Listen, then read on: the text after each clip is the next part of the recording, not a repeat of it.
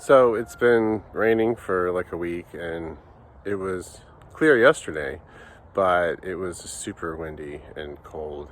So it's about 40, and that's really warm for this time of year up here. And I'm gonna take a walk down to the river and see what's up, since it's the middle of winter and all the snow melted. So let's check it out.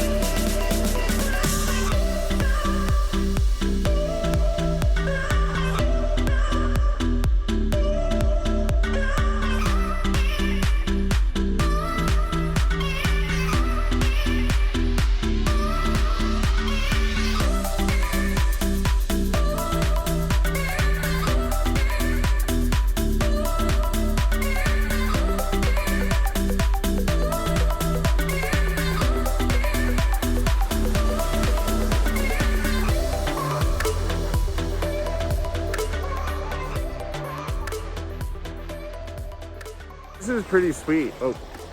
This is pretty sweet. The river is definitely higher than in the fall and the summertime. It'll be fun to see some comparison.